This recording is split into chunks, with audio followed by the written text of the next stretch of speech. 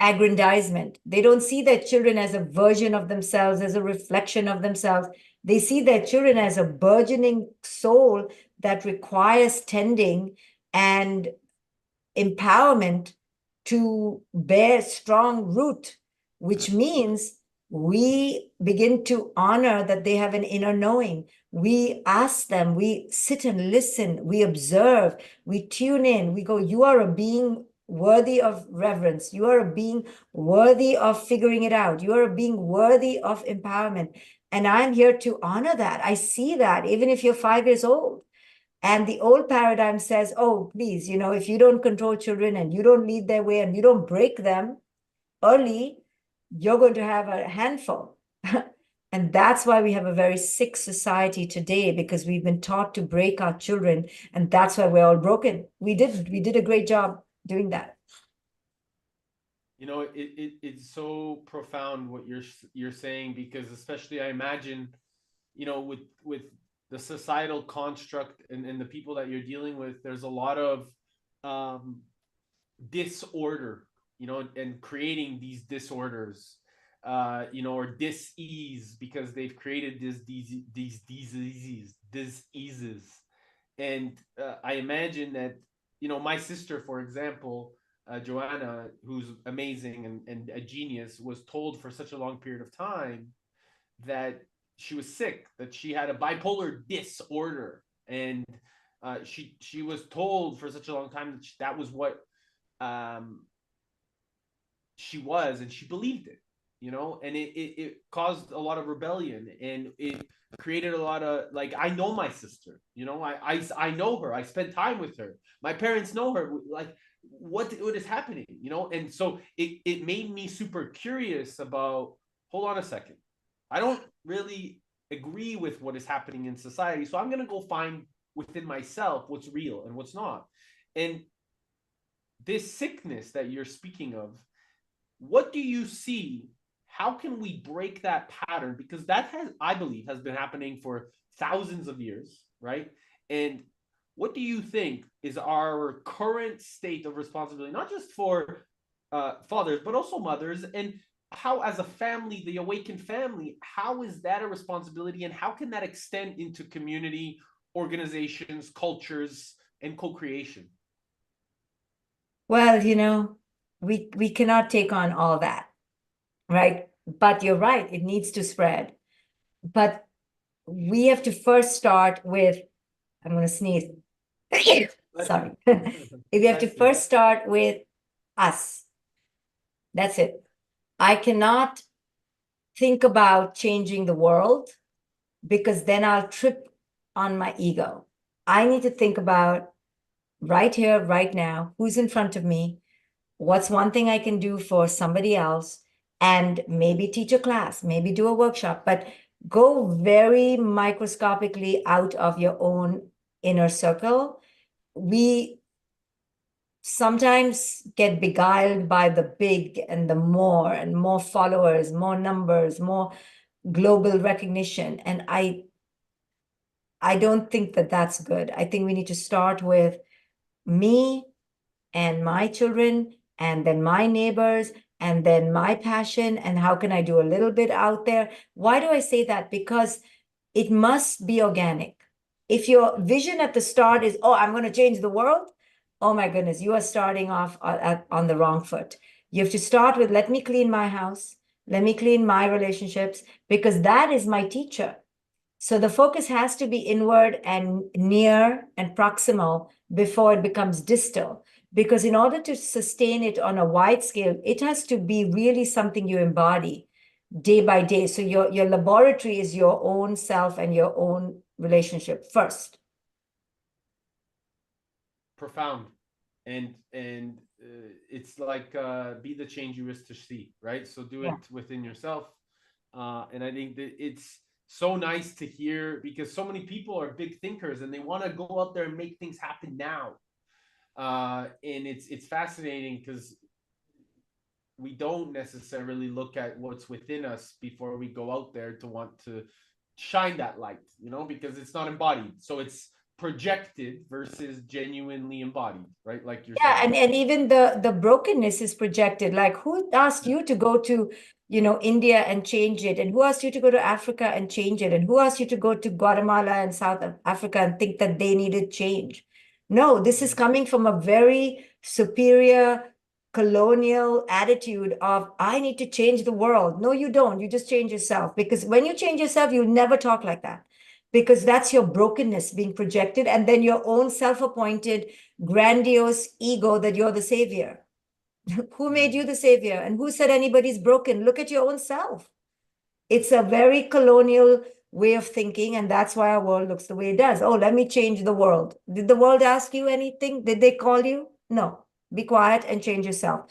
Because when you truly change yourself, you will let people evolve, and you will stop exploiting people. You will stop creating greed. You will stop acting out of greed. You will not be thinking about money. That is the change that the world needs, is a new person within you, not you thinking you're amazing, I'm going to go change the world. No, right? And that's what these often megalomaniacal leaders of our world are like, trying to change the world. I'm like, have you seen yourself? Yep. I think you need to go on a lockdown and go heal your own inner splits, because you're projecting this onto the world and causing damage. The evangelical, crusaders who went out there, I'm going to change you, I'm going to give you a religion, you heathens, and barbaric people, let me educate you. Where was that coming from, except from their own shame? To go out there and change people? Like, how dare you even think that they are broken without you truly seeing your own brokenness, your own projection, your own delusions of grandeur? And have you gotten to know them? Do you understand them? Right? A real anthropological study requires that you go and subserviently learn at their feet before you go and change them, you know? Sorry, I'm so went off grateful. topic.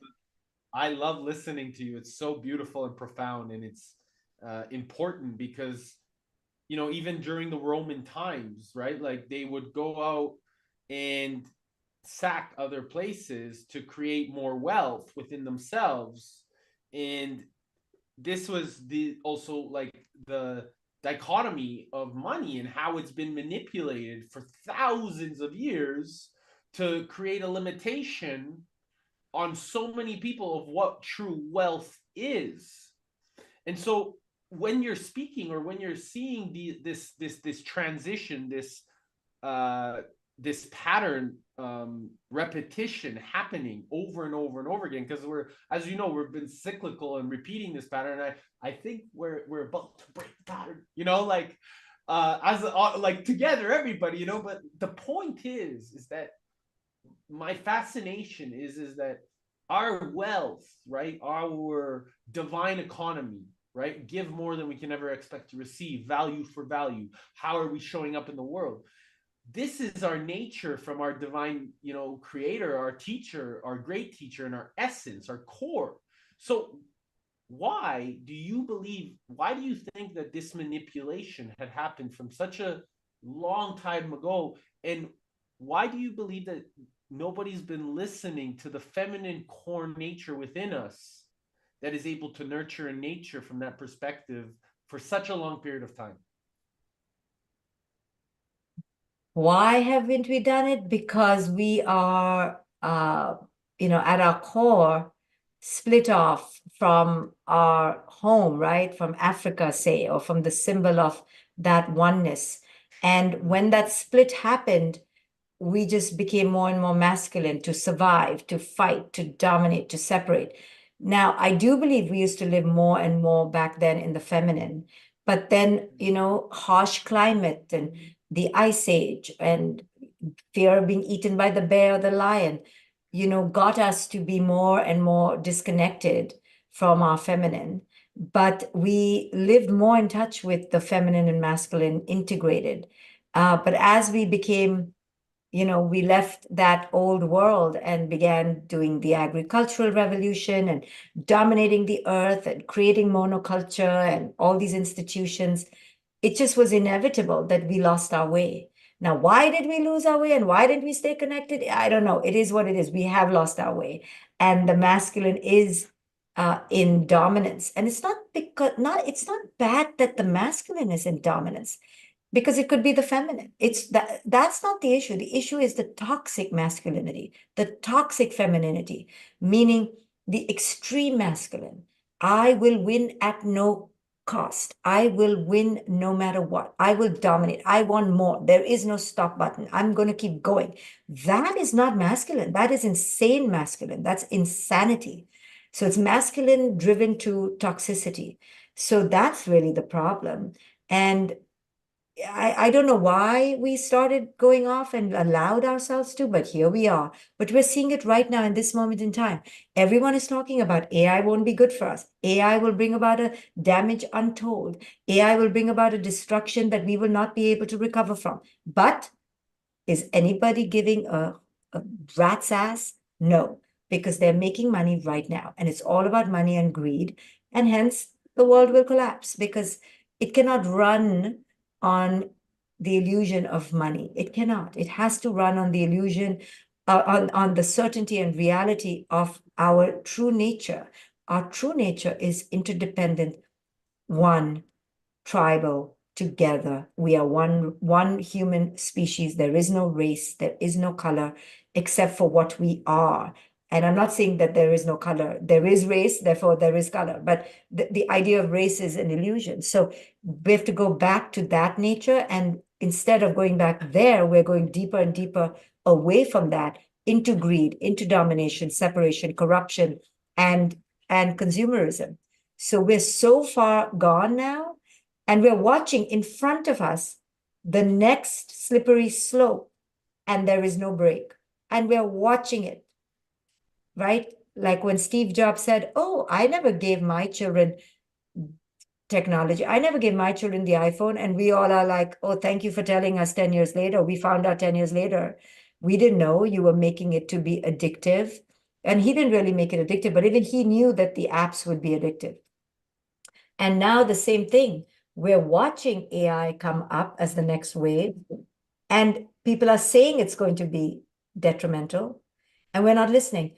And we're seeing the effects of the iPhone and the apps and the screens now in this age with our children, because children in America, at least, are the most loneliest, highest suicidality, so anxious, and rightly so. They're not crazy children. We have done this to them by isolating them onto screens that are like crack cocaine, and our kids are addicted and they don't know how to get off it, and we don't know what to do. So we're seeing the effects of the last wave of technology, and now we're at the beginning of the next wave. We're already in the middle, really, but nobody's stopping it. It's so sad. However, we have to take charge of our own individual lives at the end of the day and choose to live our lives to the greatest consciousness that we can. I cannot keep waiting for the president to make a law, because he's not going to. I cannot keep waiting for the next election or the next mayor.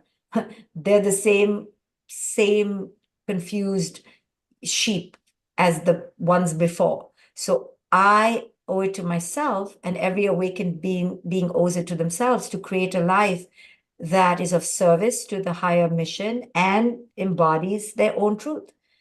I can complain all day long, like, are you kidding me? Do you see these politicians? Where are the laws for this? And how are children being allowed to be on screens all day? And why aren't the teachers taking away their phones in the beginning of the day? I can scream till I turn blue. I need to do what I need to do at the end of the day, take charge of what I can, spread the message where I can, and just, die as I will. That's it. We're all going to die anyway. So, but it is absolutely a nightmare that I'm watching this wave of technology take over the relationships we have, when even 10 years ago, it was already disconnected. 10 years ago, I was saying this, and I'm now horrified and mortified and terrified, and so glad I won't be here alive to see the devastation. I know that sounds so selfish. I'm like, I I'll be think out. Bye. I think that we can find the solutions, but I'm curious to before we go there is what your thoughts are on finding solutions for this AI shift. Because this morning I had a conversation with a woman out of Italy, and she was talking about the narcissistic behavior of what AI is really bringing, because it's illuminating a part of the past of this narcissism. Specifically, in my imagination, she didn't say it, but my hallucination was politicians, these so-called quote leaders, and not really stepping up to the standards of the highest level of integrity and principles. So I'm curious to know, based off of your wisdom and perspective, what do you feel we can do, and how we can set up as people that are willing to take more responsibility to really transition those shifts, so that even though AI is going to be part of the future, and I don't think it's not going to be, but I do think that there's a way of finding solutions and technology and integrate that with wisdom based off of the way that we get to show up in the reality. And I really believe that we're going to leave this world better than we found it. I believe that we have the sovereignty and the curiosity and the capacity to lead with love and do it with like alignment. And we're gonna leave it behind. I really believe this, and I know that we're gonna help each other make it happen. And it's not just gonna be you and me. There's gonna be tons of others. However, I'm curious to know from your perspective, right, and your wisdom, what do you see as being an opportunity for us to challenge more of these politicians, more of these leaders, more of these entrepreneurs, to really be more organizationally focused on the good and the benefit of our children and the benefit of our future generation? Again, it's what can we do each day? Me showing up here